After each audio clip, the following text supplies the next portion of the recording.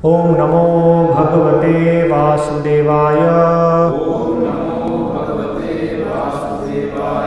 ओम नमो भगवते वासुदेवाय।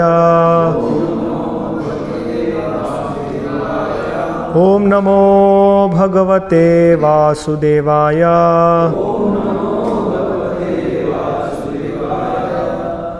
श्रीमद्भागवतम स्कंद 3 अध्याय 22 श्लोक संख्या 25।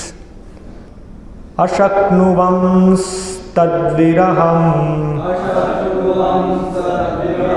मुञ्चन् बाष्पकलामुहुः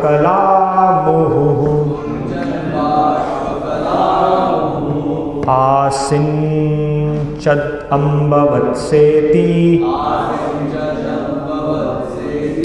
नेत्रोदैर्दुहितुशिखाः।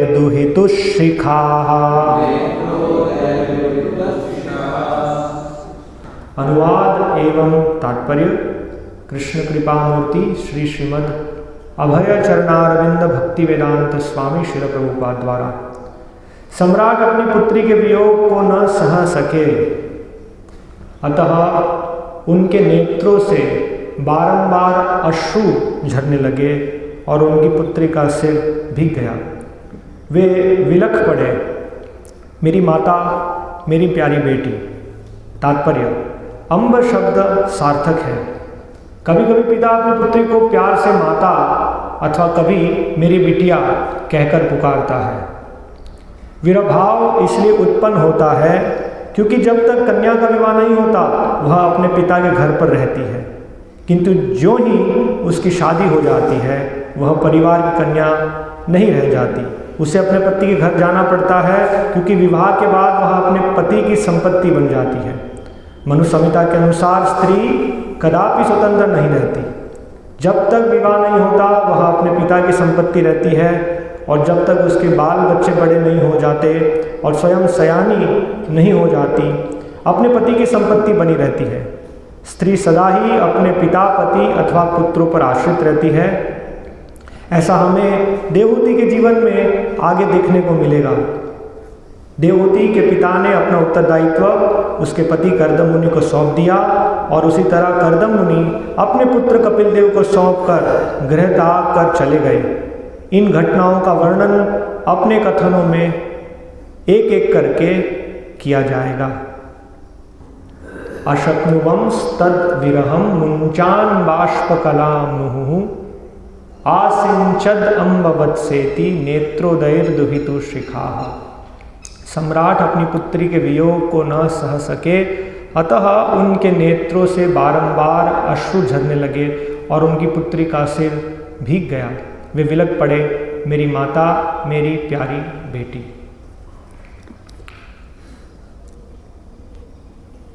तो यहाँ हम वास्तव में एक पिता और पुत्री के बीच में जो प्रगाढ़ संबंध है ये देख सकते हैं।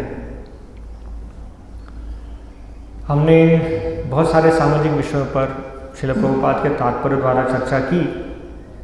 इस तात्पर्य में भी हम देखते हैं कि एक पिता की पुत्री, मतलब पिता और पुत्री के संबंध की प्रगाढ़ता, और कैसे पिता का उत्तरदायित्व है एक पुत्री के लिए उचित वर खोजना और अपना उत्तरदायित्व उनको सौंपना,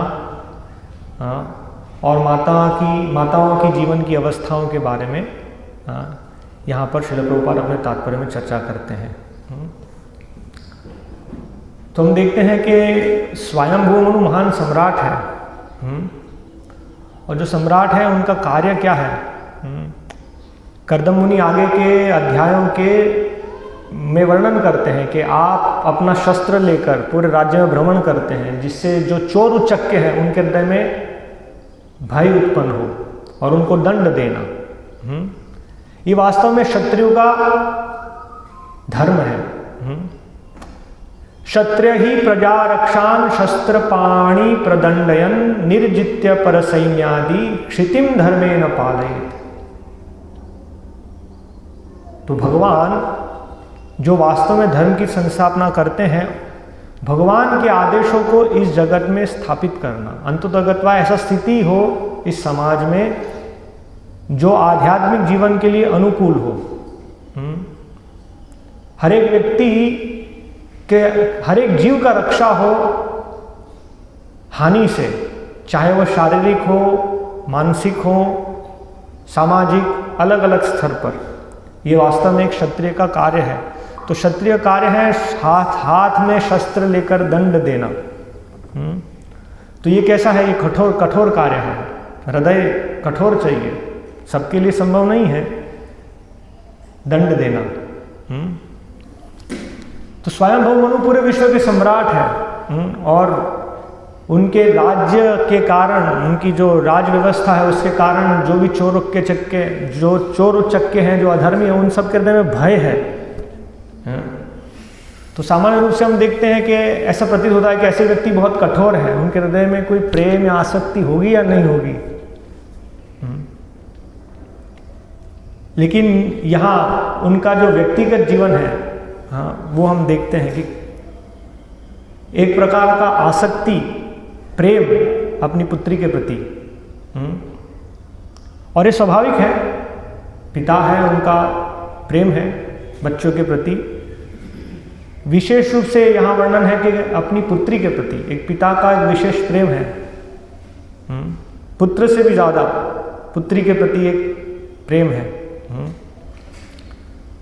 और वो प्रेम, उसको हम अलग अलग स्तर पे समझ सकते हैं। वर्तमान समाज में हम देखते हैं कि वो प्रेम है, लेकिन वो जो प्रेम है वो वास्तव में वास्तविक ज्ञान पर आधारित नहीं है। आज वर्तमान जगत में प्रेम है, मेरी पुत्री है या मेरा पुत्र है, मैं उनको सब प्रकार की सुविधा दूंगा, है ना, अच्छे से अच्छा भोजन, अच्छे से अच्छे वस्त्र, अच्छे से अच्छा शिक्षण, फिर आगे जाके उनको अच्छा घर, संपत्ति इत्यादि वो प्रदान करूंगा। लेकिन यहाँ स्थिति अलग है। यहाँ हम देखते हैं कि कैसे स्वयंभू मनु, उनका आसक्ति भी है, लेकिन उस आसक्ति का आधार वास्तविक ज्ञान है। जैसे श्रीमद् भागवत में वर्णन है, पिता न सस्यात् जननी न पश्चात्, पिता नहीं बनना चाहिए, माता नहीं बनना चाहिए, न मोचेद सम उपेत्य मृत्युम। बच्चों को थोड़ा सा देख सकते हैं, आवाज कर रहे हैं ना वहां पर पीछे। तो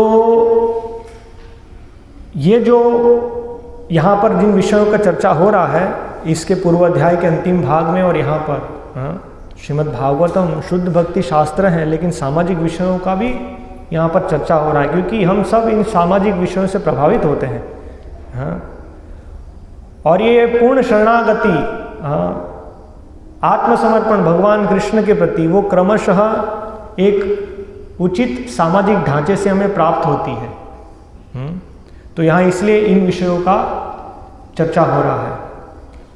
तो स्वयंभू मनु यहाँ पर अपने उदाहरण से प्रस्तुत करते हैं कि पिता का क्या कर्तव्य है। पिता का कर्तव्य, जैसे हमने पूर्व काफ़ी श्लोकों में चर्चा किया, यहाँ पर वे समझ रहे हैं कि जो उनकी पुत्री है, जिस जीव ने उनके घर में आश्रय लिया है, वो वास्तव में उनकी संपत्ति है। जैसे यहाँ मनुस्मृति के निर्देश द्वारा बताया गया है, लेकिन वो संपत्ति जो उनके पास है वो कुछ ही समय के लिए है, और उनका कार्य है उस संपत्ति का ध्यान रखना और उचित समय पर वो संपत्ति प्रदान करना, कन्यादान करना। तो इन सब विषयों को यहाँ पर बताया गया है। मुख्य रूप से इस श्लोक में देखें तो यहाँ पर कर्दम मुनि, स्वयंभू मनु अपनी पुत्री को प्रेमवश, पहले तो उनको आलिंगन प्रदान करते हैं, और अभी उस भावना में कि अभी कन्या चली जाएगी, जो संगति कन्या की प्राप्त थी, विवाह के बाद कन्या अपने पति के घर जाती है। जो कन्या अभी पिता की संपत्ति थी, वो अभी अपने पति की संपत्ति हो जाती है।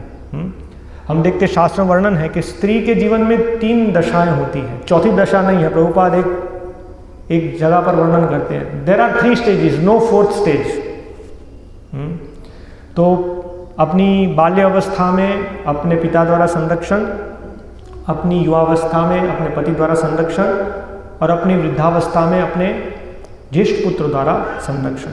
अब संरक्षण क्या है, संरक्षण क्यों है, वो भी हम समझने का प्रयत्न करेंगे। तो ये 3 अवस्था है। तो ये विचार स्वयंभव मनु का कि कन्या को पति को सौंपना है, वो पति की संपत्ति है ना। अभी पति का पूर्ण अधिकार है, अभी पिता का कोई अधिकार नहीं है, अभी वो इस घर की पुत्री या बेटी नहीं है, अभी वो उस घर की वधू है। इस तरह का ये विचार, ये कितना महत्वपूर्ण समझ है ना। वर्तमान स्थिति में हम देखते हैं कि ऐसा समझ नहीं होते, पिता भी सोचते हैं कि ऐसा वर ढूंढा जाए जो हमारे घर में आके रुके या हमारी बातों को माने। हाँ, मतलब ऐसा विचार है कि वो कन्या ही अपने पति को कंट्रोल करे। पत्नी जो है या कन्या है वो पति को कंट्रोल करे, या कन्या के पक्ष से जो पति है उनको कंट्रोल किया जाए, है ना। लेकिन इन सब में वास्तव में धर्म के सिद्धांतों की समझ नहीं है। जैसे हमने पहले समझने का प्रयत्न किया, ये शब्द है ममता, मम भाव, स्त्रियों में प्रधान है। मम मतलब मैं और मेरा, और ये मम भाव है वो कारण जो उनको देहात्म बुद्धि पर तुरंत ही लेकर आता है। आध्यात्मिक जीवन में जो डिस्क्रिमिनेशन, भेद करना कि वास्तव में क्या आध्यात्मिक है, क्या भौतिक है, क्या वास्तविक प्रगति है, क्या बंधन है, ये जो समझ है वो कठिन है। क्योंकि भगवान द्वारा दिया हुआ शरीर और उस शरीर के साथ जुड़ी हुई हमारी मनोवृत्ति है ना।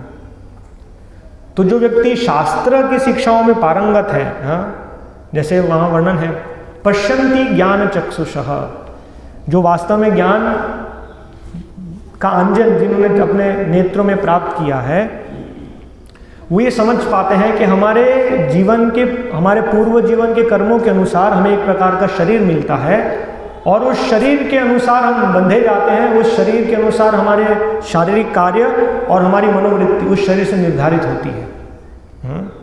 जैसे हम देखते हैं किसी जीव को एक पशु का शरीर मिलता है, एक कुत्ते का शरीर मिलता है, तो कुत्ता भौंकता है। क्यों भौंकता है? क्योंकि वो शरीर से बंधा हुआ है ना। वो वही कार्य करेगा। जैसे जिस भी जीव को कुत्ते का शरीर मिलेगा वो भौंकेगा और क्या करेगा। तो इस प्रकार से हमारे पूर्व कर्मों के अनुसार हमें एक प्रकार का शरीर मिलता है, मनुष्य शरीर मिलता है, जो वास्तव में आध्यात्मिक जीवन के लिए बहुत महत्वपूर्ण है। सामान्यम पशुभि नराणाम धर्मो ही तेषाम अधिको विशेषो धर्मेण हि न पशुभि नराणाम। धर्म क्या है वो विवेचना करने के लिए, आत्म तत्व क्या है वो विवेचना करने के लिए मनुष्य जीवन। इसीलिए वेदांत सूत्र की शुरुआत ऐसे होती, अथातो ब्रह्म जिज्ञासा। अब मनुष्य जीवन मिला है ब्रह्म जिज्ञासा, परम सत्य के बारे में जिज्ञासा करना, यहां से मनुष्य जीवन की शुरुआत होती है। लेकिन शास्त्रों द्वारा हम ये शिक्षा भी प्राप्त करते हैं कि ये जो विवेचना है वास्तव में धर्म क्या है, वास्तव में धर्म क्या है, देहात्म बुद्धि क्या है, आध्यात्मिक विषय क्या है, जैसे परम सत्य है उनकी समझ जो तत्वदर्शिना प्राप्त करते हैं। जैसे भागवत में वर्णन है, वदंती तत्त्वविदस्, जो तत्वविद है वो जानते हैं। वदंती तत्त्वविदस् तत्वम यद ज्ञानम अद्वयम, वो एक अद्वय ज्ञान, वो परम सत्य क्या है, ब्रह्मेति परमात्मेति भगवान इति शब्दते। ये सब विवेचना जो है, ब्रह्म तत्व क्या है, पर ब्रह्म क्या है, और परमात्मा जो सबके हृदय में व्याप्त है वो परमात्मा क्या है, और अंततोगत्वा परम सत्य की पूर्ण अभिव्यक्ति, पूर्ण पुरुषोत्तम भगवान और उनका नित्य धाम। वहाँ पर भगवान अपने भक्तों के साथ अलग अलग लीलाओं का आदान प्रदान करते हैं। वो परिपूर्ण में वो भगवत तत्व क्या है, ये जो समझ है हम शास्त्र के माध्यम से प्राप्त करते हैं कि ये पुरुष शरीर के लिए सहज है। वो शरीर इस प्रकार से, शरीर और इस प्रकार से बुद्धि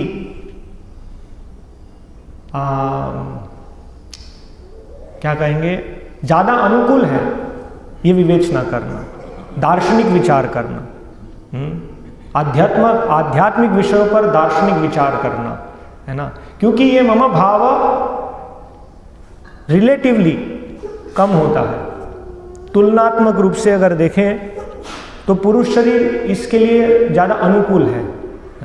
अब ये विचार होगा कि ये भेद क्यों कर रहे हैं, तो भेद हम नहीं कर रहे हैं, ये भेद शास्त्र कर रहे हैं, ये भेद भगवान कर रहे हैं। लेकिन ये भेद इसलिए नहीं है कि एक जीव योग्य है भगवान की सेवा करने के लिए, दूसरा जीव भगवान की सेवा करने के लिए योग्य नहीं, ऐसा नहीं है, इस तरह से नहीं है। ये भगवद गीता के 9वें अध्याय में भगवान 2 श्लोकों में समझाते हैं। भगवान कहते हैं मां भी पार्थ व्यपाश्रित्य ये पी स्यु पापयोनयः स्त्रिया वैश्यास्तथा शूद्रास्तेपि यान्ति परां गतिम। भगवान यहाँ कहते हैं पापयोनयः, हमारे पूर्व विगत जीवन के पाप कर्मों के कारण हमको एक शरीर मिला है जिसे कहते हैं पाप योनि। अंततोगत्वा इस जगत में जो भी शरीर हम प्राप्त करते हैं वो पाप योनि है, क्योंकि इस जीवन में बंधन है, जन्म मृत्यु जरा व्याधि दुख दोषानुदर्शनम। ज्ञानी ना व्यक्ति जो इस 20 प्रकार के ज्ञान में विशारद है, जो 13वें अध्याय भगवद गीता में भगवान वर्णन करते हैं, वो जानता है कि जन्म मृत्यु जरा व्याधि ये बंधन है। लेकिन सब शरीर में ये विचार नहीं उत्पन्न होता कि जन्म मृत्यु जरा व्याधि बंधन है। तो इस प्रकार से ऐसी पाप योनि जो भगवान शब्द यहाँ उपयोग करते हैं, जहाँ पर आध्यात्मिक जीवन के बारे में ज़्यादा भेद करने का क्या कहेंगे, एबिलिटी, वो क्षमता, एकदम सूक्ष्म भेद करना, है ना, वो सबके पास उपलब्ध नहीं है। जैसे हर एक शरीर में अलग अलग व्यवस्था है। जन्म ऐश्वर्य श्रुतश्री भी, है ना, किसी का जन्म बहुत उच्च परिवार में होता है, श्रुति तुरंत बहुत बुद्धि है, तीक्ष्ण बुद्धि है, श्री सुंदरता है, और ऐश्वर्य है। तो इसी प्रकार से प्रकृति के गुणों के अनुसार एक शरीर आध्यात्मिक जीवन में प्रगति करने के लिए, उसकी सूक्ष्मता जटिलता को जानने के लिए ज़्यादा योग्य है, और दूसरे शरीर में इस प्रकार की सुविधाएं इतनी सहज नहीं है। तो ये विवेचना भगवद गीता में भगवान करके बताते हैं, माम ही पार्थ विपाश्रित ये पी स्यु पापयोनयः स्त्रियो वैश्यास तथा शूद्रास्तेपि यान्ति परां गतिम। जो प्रकृति के निम्न गुणों से ज़्यादा प्रभावित हैं, रजो तमो गुण से ज़्यादा प्रभावित हैं, उनमें देहात्म बुद्धि प्रधान है। तो आध्यात्मिक जीवन के प्रति जो उनकी गंभीरता है, जो विवेचना है, जो समर्पण है, वो कम पाया जाता है। लेकिन भगवान कहते हैं अगर वे भी पूर्ण रूप से अगर मेरा आश्रय लेते हैं, व्यप आश्रित्य तेपि यान्ति परां गतिम, ये जीवन की परम गति को प्राप्त कर सकते हैं। क्योंकि अंततोगत्वा परम गति क्या है, भगवान का पूर्ण आश्रय लेना। सर्वधर्मान परित्याज्य मामेकम शरणं व्रज, ये वास्तव परम गतिम है। वेदेश्च सर्वे अहमेव वेद्यः, सभी वेद दर्शन जो एक ब्राह्मण, एक ऋषि या पुरुष शरीर में सहज है समझने के लिए, अंततोगत्वा उसका उद्देश्य क्या है, वेदेश्च सर्वे अहमेव वेद्यः, कृष्ण को जानना, और मन मना भव मद्भक्तो मध्याजी माम नमस्कुरु, है ना, ये सब पराम गति में है।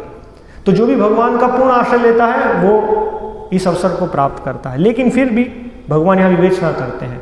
फिर अगले श्लोक में भगवान कहते हैं, किम पुनर्ब्राह्मणा विप्रा भक्ता राजर्षयस्तथा अनित्यम असुखम लोकम इमं प्राप्य भजस्व माम।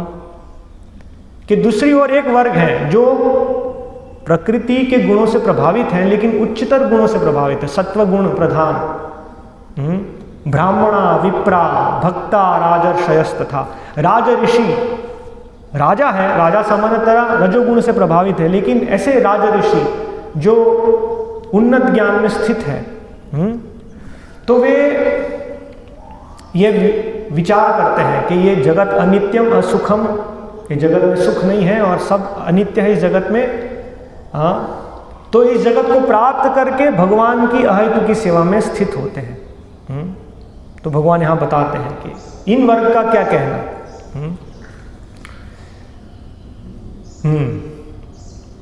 तो हम ये चर्चा कर रहे थे यहाँ पर कि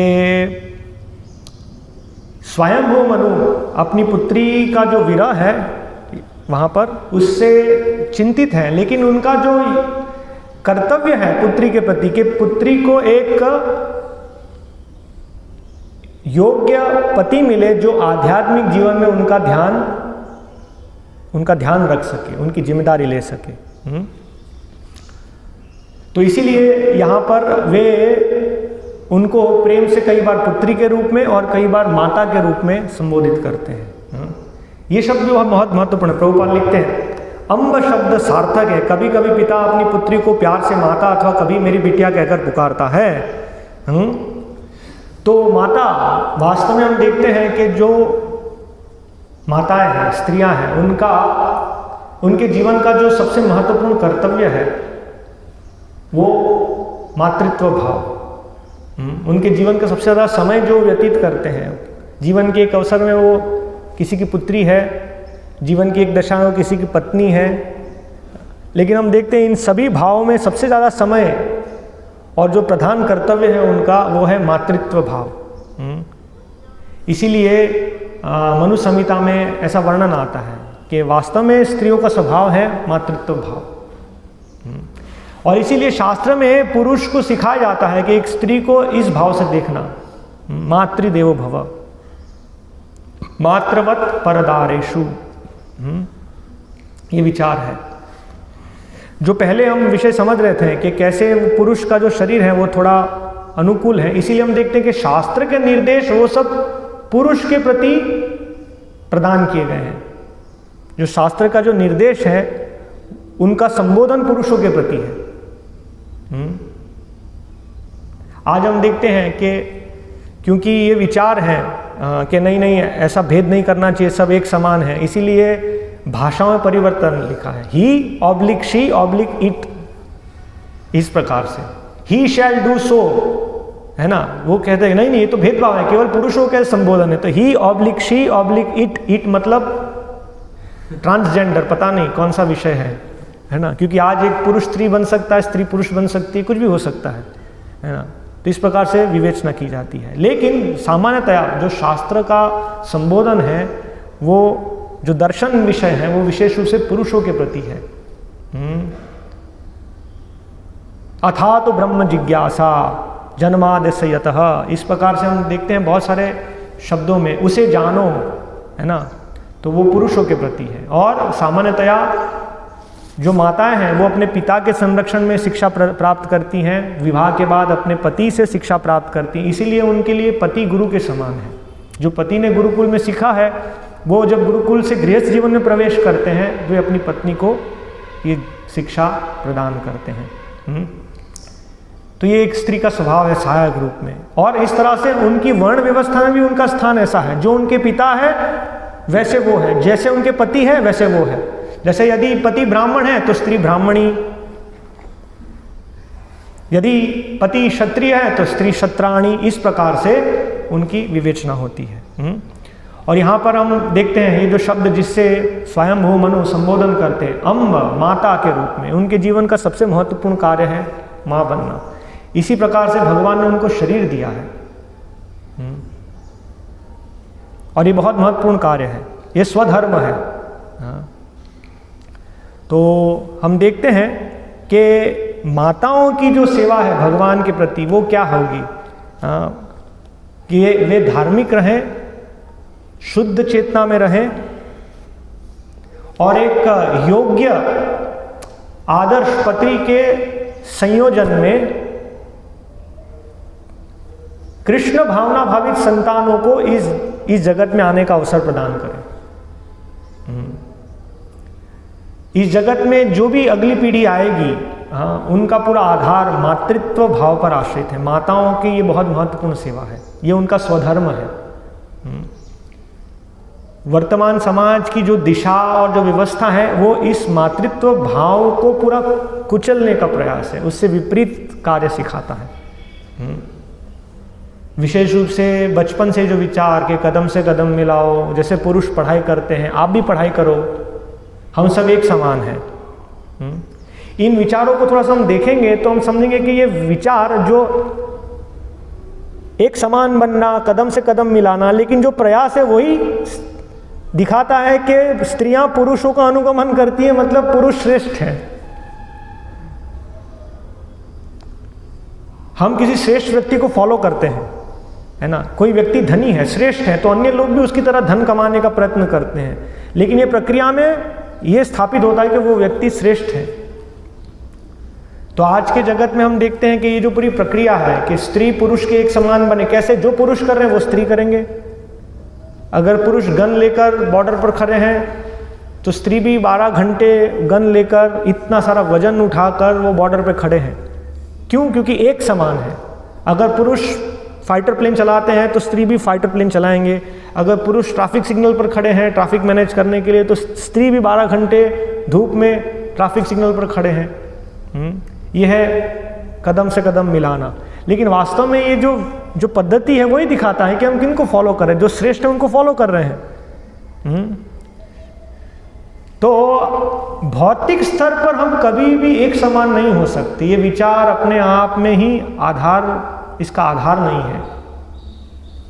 मटीरियल लेवल पर, भौतिक स्तर पर कभी भी हम एक समान नहीं हो सकते। वर्गीकरण होगा ही, क्योंकि भौतिक स्तर मतलब प्रकृति के अलग अलग गुण, और अलग अलग गुण में वर्गीकरण, बड़ा छोटा, पिता पुत्र, भाई बहन, पुरुष स्त्री, धनी निर्धन, ज्ञानी मूर्ख, ये जो पूरा वर्गीकरण या भेद है ये भौतिक स्तर पर अवश्य रहेगा। सभी उंगली एक समान नहीं हो सकती, है ना। अब लोगों को अच्छा लगाने के लिए हम कहेंगे सब एक समान है, लेकिन ये मूर्खता है ना।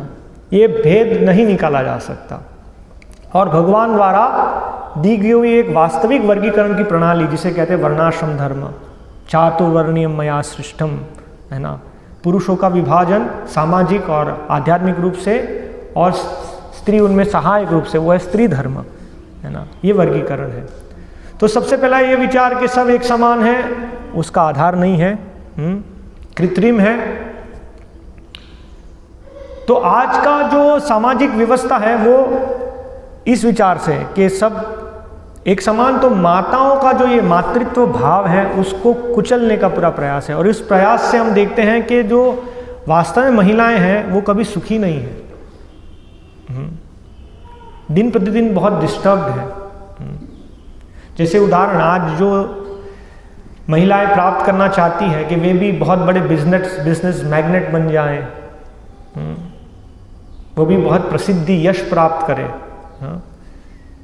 लेकिन जो प्रसिद्ध हैं अगर उनको पूछेंगे उनका जीवन कैसा है तो वो बहुत दुखी है। कुछ वर्ष पहले इंदिरा नुई, पेप्सिको के जो प्रधान व्यवस्थापक CEO, उन्होंने व्यक्त किया कि जो बिजनेस जगत में आगे बढ़ने के लिए, अपनी स्थिति को संरक्षित करने के लिए जो होड़ है उसमें वे अपनी पुत्री को वे समय नहीं दे पाए। तो जो भाव है एक माता का अपने बच्चों के साथ रहना, उसके कारण असंतुष्टि है। हम देखते हैं पशु जगत में भी ये बहुत सहज है ये भाव। एक बच्चे को माता का प्रेम चाहिए, और माता के लिए भी बहुत आवश्यक है अपने बच्चे का ध्यान रखना, ये उनका सहज भाव है। अगर हम देखते हैं कि किसी गाय को बछड़े से अलग कर दिया जाए तो क्या स्थिति है, वो अधीर हो जाते हैं, पागल हो जाते हैं, है ना, विवश हो जाते हैं। तो आज ये जो पूरी शिक्षा है कि हमें भी बहुत पढ़ना है और डॉक्टर बनना है, इंजीनियर बनना है और प्रोफेशनल कैरियर होना चाहिए, इसमें जो वास्तविक भाव है, मातृत्व भाव, उसको पूरा समाप्त किया जाता है ना। तो वो प्राकृतिक वृत्ति जो है वो आवृत हो जाती है। इसीलिए वो कैरियर में फिर वो विवाह करने का विचार नहीं है, विवाह हो तो फिर संतान को जन्म देने का विचार नहीं है। और यदि कहीं पर सामाजिक प्रेशर है कि नहीं बच्चे होने चाहिए, है ना, तो बच्चे को जन्म देने के बाद उनको बड़ा करना, उनका सही विकास हो, उसके लिए समय देना, ये विचार नहीं है। तो एक कैरियर के कारण ये मातृत्व भाव समाप्त हो रहा है। और फिर आधुनिक सुविधाएं हैं, विवाह होता है, पुरुष स्त्री संगति करते हैं, लेकिन संतानों का जन्म नहीं होता है। ये कृत्रिम गर्भ निरोधक, इसने भी ये मातृत्व भाव को समाप्त कर दिया है। बच्चे को जन्म ही नहीं देना है। चैतन्य चरितामृता में वर्णन आता है, चैतन्य महाप्रभु जब वहाँ नवद्वीप में जब कन्याएं हैं वो गंगा जी की और अन्य देवी देवताओं की आराधना करते हैं, तो चैतन्य महाप्रभु वहाँ पर आते हैं और चैतन्य महाप्रभु उन्हें कहते हैं कि आप सब मुझे अर्पण करो, क्योंकि गंगा और देवी ये सब मेरी सेविकाएं हैं, आप सब मेरी सेवा कीजिए, है ना। तो वहाँ जो नवद्वीप की जो कन्याएं हैं वो कहते हैं कि आप हमारे भाई के समान हैं, है ना, क्योंकि चैतन्य महाप्रभु वो जो चंदन का जो लेप है वो अपने शरीर पे लगाते हैं, जो भी पूजा की सामग्री है चैतन्य महाप्रभु स्वयं ग्रहण करते हैं। तो चैतन्य महाप्रभु वहाँ कहते हैं मैं तुम्हें आशीर्वाद दूंगा, तुम्हें अच्छे पति मिले, और वहाँ चैतन्य महाप्रभु कहते हैं आप सबको मैं आशीर्वाद दूंगा कि 7 पुत्र मिले, और वो बहुत ही आयुष्मान, मतलब उनकी दीर्घ आयु होगी और मतिमान, बहुत ही बुद्धिमान होंगे। तो मैं ऐसा आशीर्वाद देता हूँ कि तुम सबको 7 पुत्र हो। वहाँ श्रील प्रभुपाद तात्पर्य में लिखते हैं कि आज ये जो विचार हैं कि विवाह हो और हम दो, हमारा एक या हमारे दो, 1 या 2 पुत्र को जन्म देना, लेकिन वहाँ प्रभुपाद लिखते हैं कि एक स्त्री की इच्छा है कि कम से कम अर्ध डजन 6 बच्चे होने चाहिए कम से कम, ये उनका भाव है, ये नेचुरल भाव है ना। और हम देखते हैं गांव में कन्याएं 4 साल की 5 साल की कन्याएं, वो किसी बालक को देखते हैं तो वो एक प्रेम, वो बच्चे को उठाना, उसका ध्यान रखना, है ना, ये उनका स्वभाव है। और ये स्वभाव भगवान ने दिया है जिससे वे भगवान की सेवा कर सके। क्या सेवा है? जिन जीवों को अवसर देना, इस जगत में आना, कृष्ण भावना भावित चेतना में, और उनका ध्यान रखना, उनको शिक्षण देना, उनका विकास हो इस कृष्ण चेतना में। इसीलिए हम देखते हैं अर्जुन बहुत चिंतित थे कि यदि स्त्रियों का ध्यान नहीं रखा गया तो क्या होगा। उन स्त्रियों से ऐसी संतान आएगी जो वास्तव में इस जगत में केवल समस्या करेगी, वर्ण शंकर। श्रील प्रभुपाद ये पूरा भगवद गीता में पहले अध्याय के 40वें श्लोक में इसका विस्तार से वर्णन करते हैं। इसीलिए स्त्रियों का मुख्य कार्य है माता के रूप में, और वे माता का कार्य निभा पाएंगे जब वे शुद्ध पवित्र चेतना में रहेंगे। और ये पवित्र चेतना कैसे रहें? क्योंकि हमने देखा कि गुणों के प्रभाव से ये अहम ममेति भाव होने के कारण वो आसानी से प्रभावित हो जाएंगे। बुद्धिमान कामी पुरुषों द्वारा प्रलोभित होकर उनकी पवित्रता भंग हो सकती है। ये बहुत महत्वपूर्ण विषय है। इसीलिए स्त्रियों को, माताओं को जीवन की तीनों अवस्था में सुरक्षा की आवश्यकता है। प्रभुपाद इसलिए कहते हैं there is no 4th stage, चौथा कोई स्टेज नहीं है। तीनों अवस्था में संरक्षण, बाल्य अवस्था में पिता द्वारा, युवावस्था में पति द्वारा, और ज्येष्ठ अवस्था में पुत्रों द्वारा। दे नीड प्रोटेक्शन, वरना वे प्रभावित होंगे। और यहाँ श्रील प्रभुपाद इसलिए इन शब्दों का प्रयोग करते हैं। प्रभुपाद लिखते हैं father's property, husband's property and son's property. अब जब हम इन शब्दों को कहेंगे प्रॉपर्टी, मतलब उनको लगेगा ओ ये क्या है। लेकिन प्रॉपर्टी मतलब property to be protected, not to be exploited. ये पहली समझ है। इसलिए पूरे शास्त्रों का निर्देश पुरुषों को शिक्षा देने के लिए है। आध्यात्मिक गुरु की शिक्षा पुरुषों के लिए है। जहाँ श्रील प्रभुपाद ये वचन अपने तात्पर्य में लिखते हैं, श्रील प्रभुपाद ये भी समझाते हैं कि wife should be surrendered to husband. पत्नी अपने पति को एक सेविका के रूप में, मेड सर्वेंट के रूप में शरणागत होनी चाहिए, लेकिन वो पति अपने आध्यात्मिक गुरु को उससे 100 गुना ज़्यादा समर्पित होना चाहिए। और इस प्रकार से आध्यात्मिक गुरु परंपरा के माध्यम से भगवान को समर्पित है। तो अंततोगत्वा ये सब पूरी समर्पण की प्रक्रिया है कृष्ण को। माम एकम शरणम व्रज, ये पूरी प्रक्रिया है ना। लेकिन ये प्रक्रिया वैज्ञानिक रूप से, जो स्त्रियों का भाव है मम भाव, इसीलिए उनकी सहज आसक्ति होगी किसी पुरुष से। इसलिए हम देखते हैं यहाँ पर कि एक पिता को चिंता है। जैसे ही एक कन्या का जन्म होता है, पिता को चिंता है कि जैसे युवावस्था प्राप्त होगी, एक अन्य पुरुष को जिम्मेदारी देनी पड़ेगी। क्योंकि युवावस्था को प्राप्त करके ये भाव है, स्त्री का आसक्ति होगा पुरुष के प्रति, है ना। अविवाहित रहना ये स्त्रियों के लिए शास्त्र निर्देश नहीं है। वैराग्य, अविवाहित रहना, संन्यास लेना, ये पुरुषों के लिए है, क्योंकि उनका स्वभाव है, पुरुष स्वभाव है। वीतराग भय क्रोध, है ना। एक पुरुष का शरीर तपस्या के लिए बना है। पुरुष घर छोड़कर बिना मूलभूत आवश्यकता के, पर्याप्त कपड़े के बिना हिमालय में रह सकता है। ठंडी, गर्मी, बारिश, ये सब तपस्या को पुरुष सहन कर सकता है। पारिवारिक आसक्ति का परित्याग करना पुरुष के लिए संभव है, लेकिन जो भगवान ने स्त्रियों को शरीर दिया है उसके अनुसार शारीरिक कष्ट लेना, पर्याप्त कपड़े नहीं होना, उस स्त्रियों के लिए नहीं है। ठंडी में, गर्मी में, बारिश में पर्याप्त आहार नहीं लेना, वो शरीर उनके लिए नहीं है। अकेले गुफा में रहना, भ्रमण करना, वो स्त्रियों के लिए नहीं है। और जो आसक्ति है, पारिवारिक आसक्ति, वो भी उनके लिए नहीं है, क्योंकि उनका स्वभाव है जहाँ जाएंगे वहाँ आसक्त होंगे, है ना। तो वे भगवान की सेवा करते हैं इस आसक्ति में, अपने स्वधर्मों को पालन करने में। जो पुरुष का प्रगति होता है तपश्चर्या से, स्त्रियों का तपस्या है घर में। गृहस्थ जीवन में जो अलग अलग विपदाएं हैं उनको सहन करना, अलग अलग स्वभाव के व्यक्ति हैं उनके साथ गृहस्थ धर्मों को निभाना, वहाँ वो अपना कार्य करके प्रगति करते हैं। तो ये उनके लिए तपश्चर्या है। भगवान ने उनको अनुकूल शरीर दिया है, मनोवृत्ति दी है।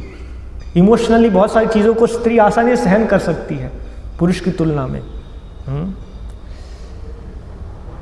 और साथ साथ आसक्ति भी है, इसलिए पिता जानते हैं कि एक आसक्ति की उम्र में उनका हाथ किसी अन्य पुरुष को देना पड़ेगा। आजीवन वो कन्या की जिम्मेदारी नहीं रख सकते।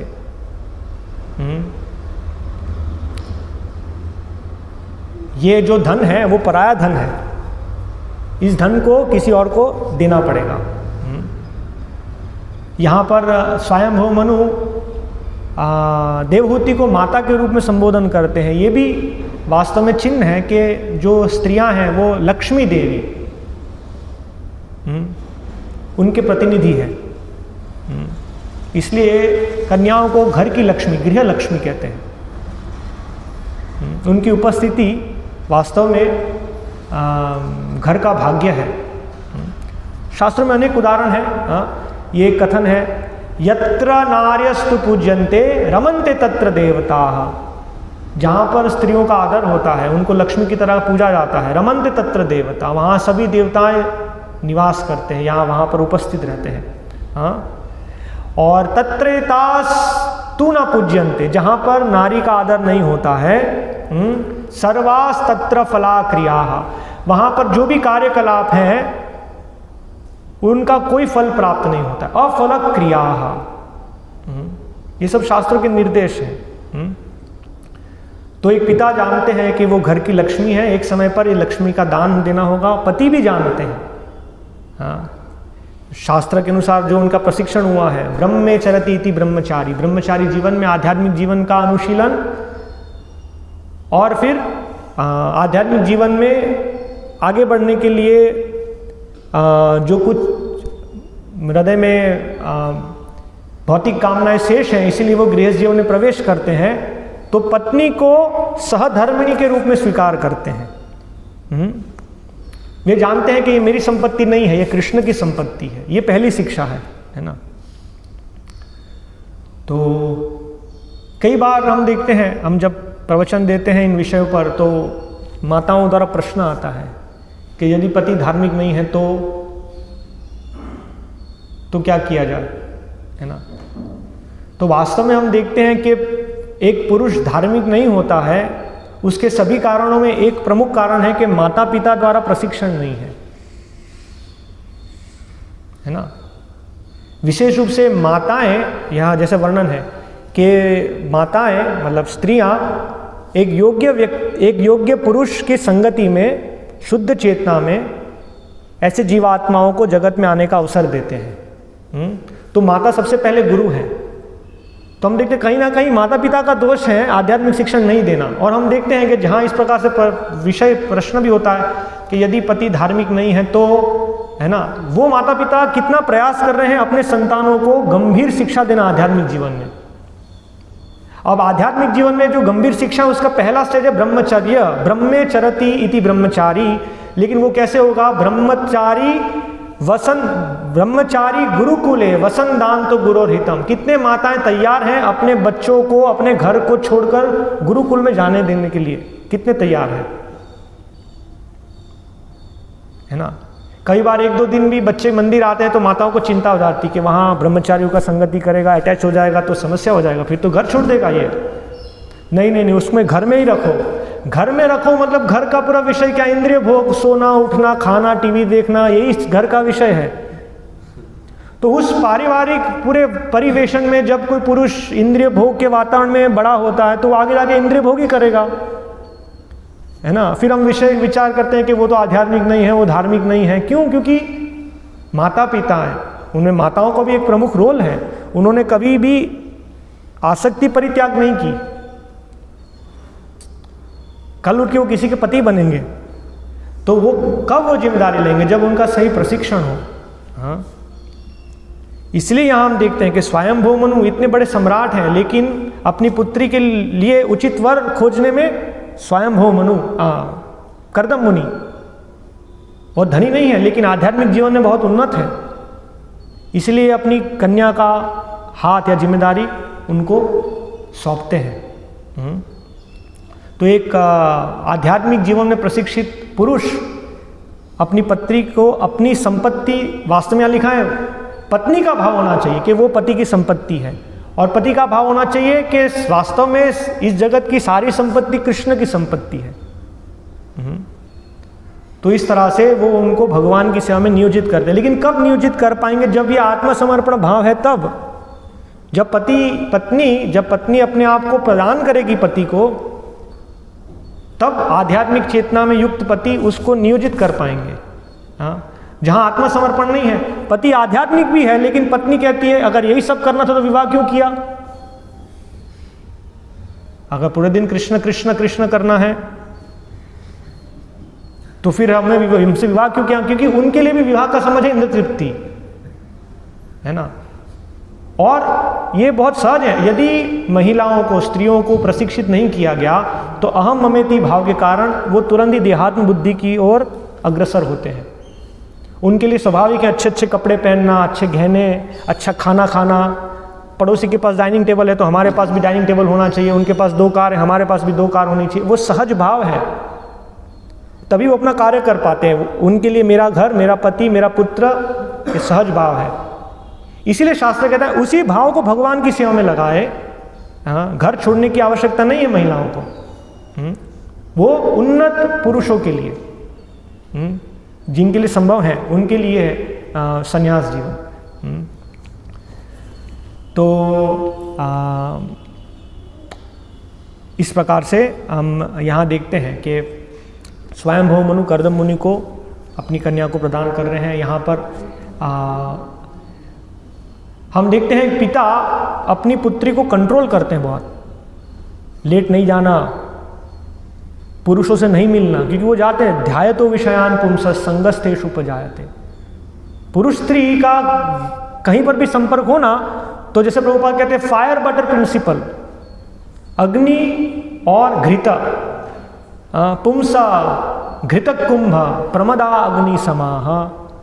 शास्त्र में वर्णन है पुरुष कैसा है, घी के घृतक कुंभ, घी के घड़े के समान है। अब पुरुष कितना भी ऐसा है कि नहीं मैं तो इंद्रिय संयम हूं, मुझे कुछ नहीं होगा, जैसे ही वो स्त्री के संपर्क में आएगा वो पिघलने वाला है।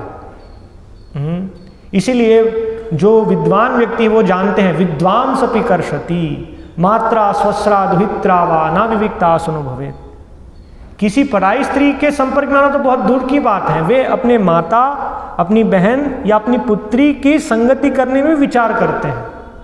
क्योंकि बलवान इंद्रिय ग्राम विद्वान सपि कर्षति, इंद्रिय इतनी बलवान है विद्वान व्यक्ति को भी आकर्षित करती है। तो पिता बहुत चिंतित हैं कि पुत्री है वो किसी की संगति में नहीं आ, क्योंकि गुणों से प्रभावित है सब चीजें। नान्यम गुणेभ्य कर्तारम, एक विद्वान व्यक्ति जानता है कि ये सब तो गुणों का खेल है, सब तो गुण कर रहे हैं, जिस गुण के संपर्क में आएंगे उसका प्रभाव जरूर होगा। तो बाह्य रूप से लग रहा है कि पिता बहुत कठोर हैं, सब कंट्रोल करके रखते हैं, लेकिन वो प्रेम है पिता का। जिससे वो पवित्र रहे, उनकी चेतना कृष्णमय रहे, इस तरह से। और फिर जब वो पति के संरक्षण में जाते हैं तो पति का भी ये स्वभाव होता है, कंट्रोल करते हैं। तो बिना नियंत्रित किए किसी को रक्षण प्रदान नहीं किया जाता है। हमें रक्षा भी चाहिए और नियंत्रण भी नहीं, संभव नहीं है। जैसे हम देखते हैं वर्तमान समय में जो बहुत बड़े राजनेता है, उनको संरक्षण चाहिए, तो जो उनको संरक्षण प्रदान करते हैं वो उनको पूरा कंट्रोल करते हैं। आप कितने बजे बाहर जाएंगे, कौन सी कार में बैठेंगे, है ना, कैसे चलेंगे, कितने बजे वहाँ से निकलेंगे, वो पूरा कंट्रोल्ड होता है उनका, तभी तो उनको संरक्षण प्रदान किया जाता है। तो इस तरह से ये जो उनका स्वभाव है माताओं का, वो भगवान की सेवा में लगे, इसीलिए जीवन में उनको जीवन की 3 अवस्थाओं में ये संरक्षण है। और ये संरक्षण मतलब शोषण नहीं है। जब यहाँ श्रील प्रभुपाद कहते हैं कि पिता की संपत्ति है, पति की संपत्ति है, वो संपत्ति संरक्षण के लिए, ऐसा नहीं कि उनका शोषण किया जाए। ये हम देखते हैं कि प्रोपोगेंडा है एक प्रकार से। जब ये औद्योगिकरण शुरू हुआ, महिलाओं को घर से बाहर निकालने के लिए, जैसे किसानों की जमीन ले ली गई जिससे किसान शहर में जाएं, और जो स्वास्थ्य के लिए उचित स्थान नहीं है वैसे स्थान में रहें और पूरा दिन काम करें फैक्ट्रियों में। इस प्रकार से महिलाओं को घर से बाहर निकालने के लिए ये सब प्रोपोगेंडा है यहाँ पर, कि आपका शोषण किया गया है ना।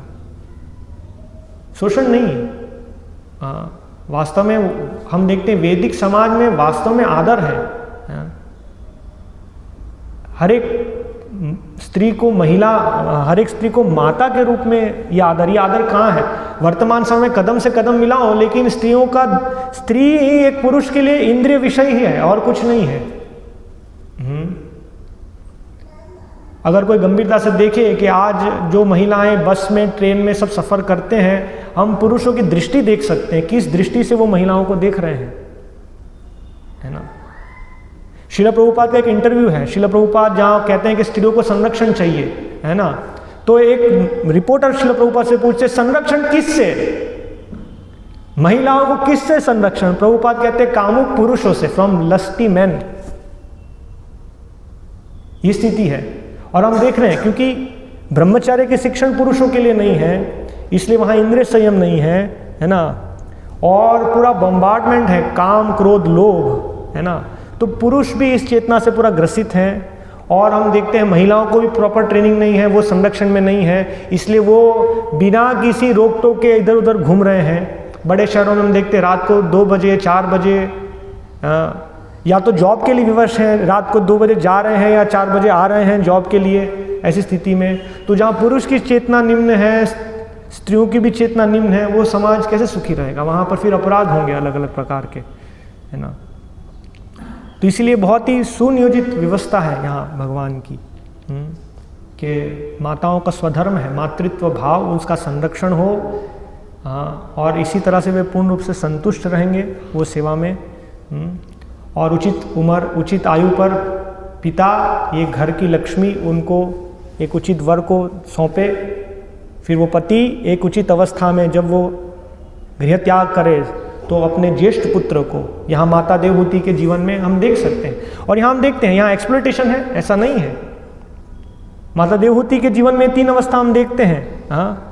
तो पिता ने पुत्री का भाव को समझा और इस प्रकार से एक उचित वर को उनको प्रदान किया, और आगे जाके इस व्यवस्था के कारण एक आदर्श पति की संगति के कारण भगवान उनके पुत्र के रूप में आए और फिर भगवान उनको उपदेश देते हैं।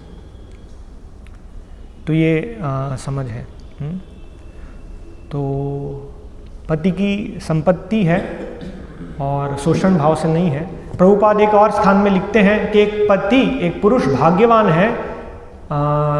3 अवस्था वहाँ वर्णन करते हैं। एक कहते हैं जिनको एक बहुत ही आदर्श पत्नी मिले तो वो भाग्यवान है।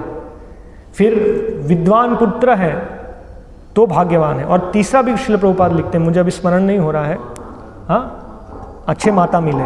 अच्छा, और उससे प्रभुपाद अच्छा, श्रील प्रभुपाद एक तात्पर्य में लिखते हैं और वहाँ प्रभुपाद लिखते हैं उसमें से भी एक आदर्श पत्नी मिलना ये सबसे श्रेष्ठ चीज़ है। एक पुरुष के लिए, जो उनको आध्यात्मिक जीवन में सहयोग करे, उनके लिए बाधा नहीं बने। तो इन विषयों का यहाँ चर्चा है। तो हम यहीं विराम लेंगे। यदि किसी के कोई प्रश्न है इस विषय पर तो पूछ सकते हैं।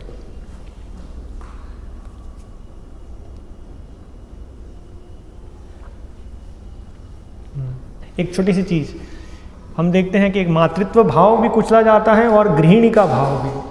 पहले बहुत महत्वपूर्ण था, बिना गृहिणी के घर चल नहीं सकता था, इतना सारा घर का कार्य था।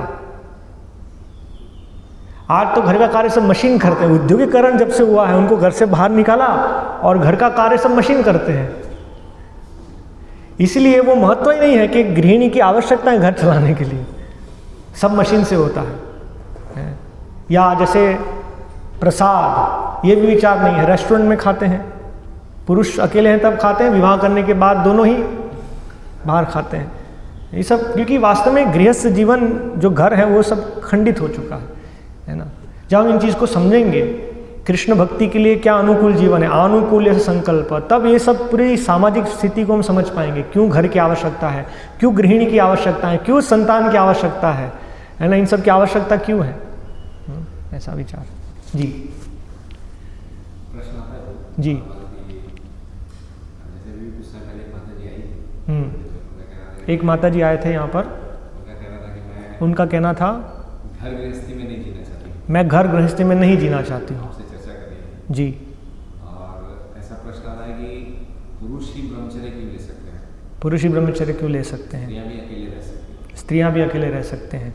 लेकिन ऐसा लगता है कि स्त्रियों में इतना भावना है, उसके कारण वो चीज़ कठिन है। जी, इसीलिए हमारे लिए हमारा धर्म क्या है वो शास्त्र निर्धारित करते हैं। वेद प्रणिहितो धर्मः, जैसे एक ब्राह्मण का धर्म क्या है, शास्त्र निर्धारित करते हैं। सम दम तपस् शौचम शांतिरार्जवमेव च, यजन याजन पठन पाठन दान प्रतिग्रह। क्षत्रिय का धर्म क्या, हमने चर्चा किया, शस्त्र ही प्रजा रक्षान, शस्त्र पाणी प्रदंडयन। तो शास्त्र निर्धारित करते हैं कि स्त्रियों का स्वभाव क्या है और भगवान की सेवा करने से वो परम सिद्धि किस प्रकार से प्राप्त कर पाएंगे, है ना। तो इसीलिए शास्त्र में कहीं पर भी निर्देश नहीं है। श्रील प्रभुपाद एक प्रवचन में बताते हैं, ना ही कोई पूर्ववर्ती आचार्य स्त्रियों को कभी संन्यास दिए। रामानुजाचार्य, मध्वाचार्य, ऐसे कोई महान आचार्य कभी भी स्त्रियों को संन्यास नहीं दिए। शास्त्र में ऐसा कहीं उल्लेख नहीं है कि ये प्रथा हो उनके लिए। यदा कदा कहीं कुछ एक्सेप्शन हो सकते हैं, लेकिन ये उनके लिए व्यवस्था नहीं। जबकि हम देखते हैं वर्णाश्रम व्यवस्था, जो शास्त्र दी हुई व्यवस्था में पुरुषों के लिए एक आश्रम है, ब्रह्मचारी, जहाँ पर वे वैराग्य जीवन धारण करते हैं, घर से अलग होकर। स्त्रियां घर से अलग होकर गुरुकुल में नहीं जाते हैं, वो घर में रहते हैं, पिता द्वारा शिक्षित होते हैं। फिर पुरुष किसी आवश्यकता से गृहस्थ जीवन में प्रवेश करता है, फिर आगे जाके पति पत्नी वानप्रस्थ और फिर सन्यास पुरुष के लिए, और स्त्री घर में सन्यासी का जीवन धारण करती है ना। वो घर की जो पीढ़ी है, पोते पोती, इस प्रकार से उनको शिक्षण देते हैं। तपस्वी जीवन घर में धारण करते हैं, घर से बाहर नहीं। तो ये शास्त्र द्वारा विधि उनके लिए है। श्रील प्रभुपाद उस प्रवचन में लिखते हैं, यदि स्त्री संन्यास आश्रम ग्रहण करती है तो वास्तव में वो केवल ढोंग कर रही है, क्योंकि वो वहाँ पर वैरागी पुरुष जो उनके सहायक होंगे उनसे आसक्त होगी ही। वो उनका स्वभाव है आसक्त होना, है ना। वो ढोंग होगा, ढोंग।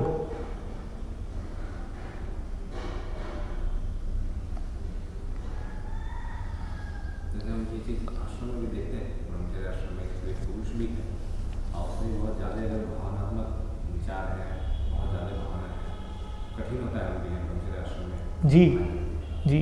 और सामान्यतया समाज में बहुत कम वर्ग होगा जो ये वैराग्य जीवन पूर्ण रूप से समर्पित वैराग्य जीवन धारण कर पाएगा, है ना। और वास्तव में वैराग्य भी क्या, हमारे आचार्य बताते हैं, वो चेतना जब सब कुछ हम कृष्ण की सेवा में अर्पण कर पाएंगे, तभी हम इस भौतिक प्रलोभनों से बच पाएंगे, ये विचार। तो अधिकांश पुरुष भी गृहस्थ जीवन में प्रवेश करेंगे, और सभी स्त्रियों के लिए विवाह जीवन ये एक संस्कार, उनके लिए आवश्यक जीवन का एक अंग है ना। ये अवश्य होना चाहिए। इसीलिए वैदिक शास्त्रों में ये भी विचार है, क्योंकि सभी पुरुष विवाह नहीं करें लेकिन सभी स्त्रियों के लिए विवाह आवश्यक है ना। इसीलिए शास्त्र द्वारा अनुमोदित है कि एक पुरुष एक से अधिक स्त्री ग्रहण करे पत्नी के रूप में जो योग्य है ना। जैसे हम देखते हैं जैसे दशरथ महाराज है, और ऐसे अनेक उदाहरण हैं। यदि वे स्त्रियों को आध्यात्मिक प्रशिक्षण और संरक्षण दे पाएँ तो वो शास्त्र की विधि है। अभी ये सब उच्च विषय है, अभी कैसे वर्तमान समाज में, क्योंकि आध्यात्मिक चेतना नहीं है तो इसको समझना बहुत कठिन है। श्रीमद् भागवतम की जय, श्रील प्रभुपाद की जय।